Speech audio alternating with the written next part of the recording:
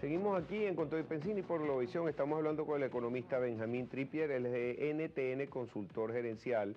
Benjamín, estábamos hablando primero de todo lo que es estos nuevos movimientos económicos, que vemos que hay una nueva arquitectura mundial en la que Venezuela está haciendo parte de alguna manera. Bueno, ya pedimos el primer préstamo, fue otorgado del nuevo Banco Mundial BRICS.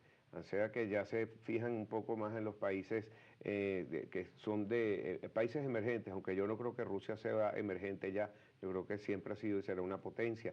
Pero Benjamín, Venezuela, estábamos hablando sobre estas nuevas alianzas que está haciendo, ¿cómo vemos nosotros la situación? Perdona que te la presente, la de Cuba, que se está abriendo hacia una modernidad económica. ¿Nosotros entraremos en ese mundo o seguiremos por el camino de la vieja Unión Soviética?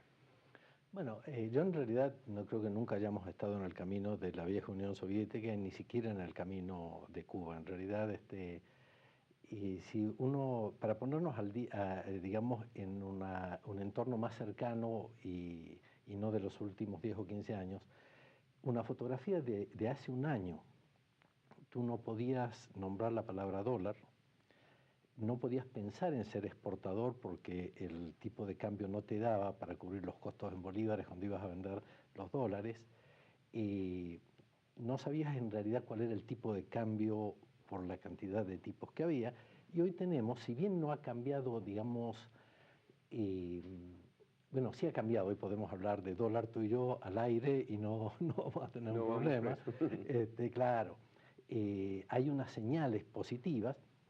Creo que en el bloque anterior hablamos de lo que podía ser la reunión del PSV que va a terminar en estas 2 semanas, como una especie de luz verde para que el presidente pueda tener el soporte político necesario para tomar medidas que no creo que sean fondomonetaristas, pero sí pueden ser medidas que ayuden como a flexibilizar la economía. ¿Flexibilizar qué significa? Un rol mucho más importante al sector privado. Históricamente el sector privado es el que ha movido las economías del mundo. Sin sector privado llegas a estancamiento, inclusive a recesión.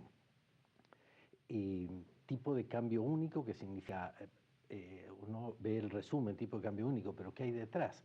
Debería haber un suministro de dólares tal que te permita que no se escape de las bandas, y una cantidad de bolívares controlados como para que con esos bolívares no puedas comprar más dólares que los que hay. O sea, es un poco el balance ese. Se habla que va a ser un sistema de bandas, tipo el crawling peg que uno conoce, que va pegándose a una banda, pero dentro de un cierto rango controlable.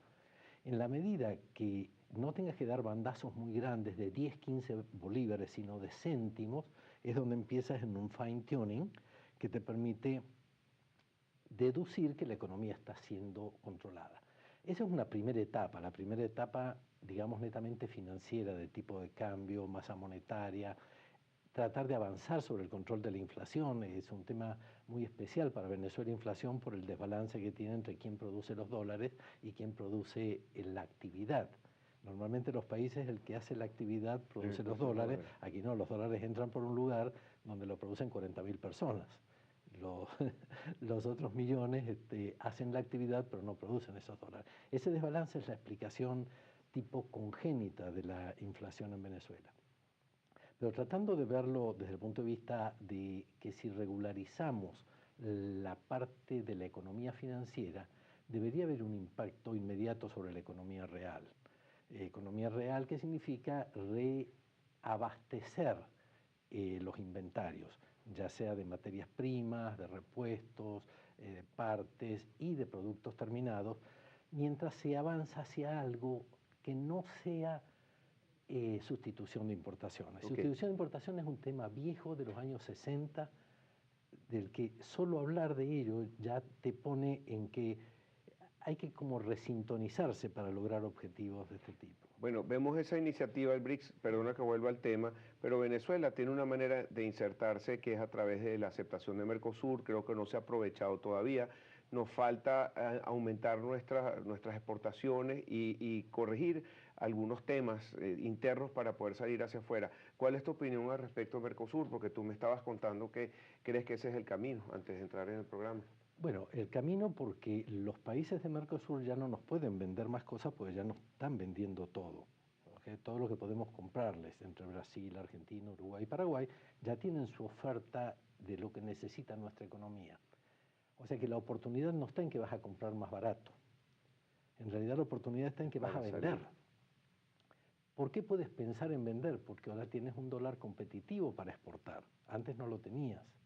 Entonces, cuando yo te hablaba de la fotografía de hace un año, es una, puedes hablar del dólar, y la otra, tienes un dólar de exportación.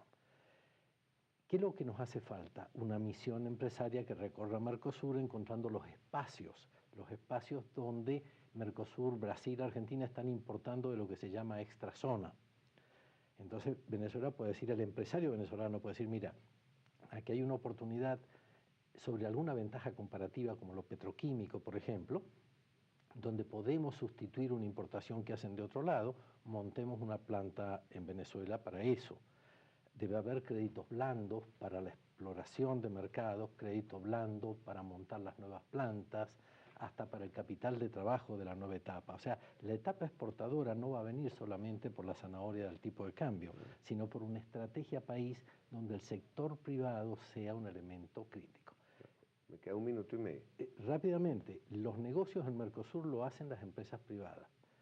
Los acuerdos son institucionales de países, pero todo negocio de Mercosur es de una empresa privada a otra empresa privada. Que no quiero dejar por fuera, hablamos de inflación y de otros temas y cómo tenemos que salir adelante, pero el tema del abastecimiento, ¿cómo podemos entonces nosotros, no solamente para poder exportar tenemos que estar abastecidos y después pensar en exportar? Sé que se están haciendo unos grandes esfuerzos al respecto, pero ¿cómo ves tú esta situación? El tipo de cambio convergente, que va a ser un poco más caro, va a encarecer algunos productos, sin duda. Pero en vez de subsidiar mediante un dólar de 6.30 en forma lineal, la propuesta es que se subsidien bolívares a productor final. Lo tenemos claro con la gasolina. La gasolina viene bajando en la bomba al precio internacional, pero cuando te lo colocan en tu carro baja veces eso. Eso es un subsidio directo, el boleto al metro, etc. Bueno, eso mismo puede ocurrir con el aceite, puede ocurrir con el arroz, puede ocurrir con la harina. Subsidiar en bolívares para tratar de que teniendo un dólar alto que te permita reabastecerte, los inventarios que hablábamos de la escasez, pueda no impactar la inflación directamente, sino que haya una baja de precio en el momento que vas a comprar. Ese es más o menos en dos platos lo que sería la transformación. ¿Por qué se reabastecería? Porque habría dólares.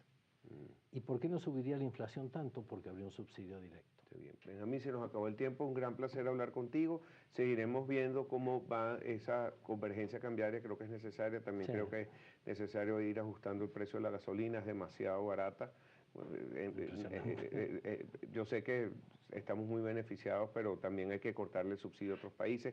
Hay una serie de toma de decisiones que sé que son difíciles, pero que se tienen que tomar. Seguiríamos hablando de Benjamín Tripier, economista NTN, consultor gerencial. Ahí tienen sus datos para el que le quiera escribir.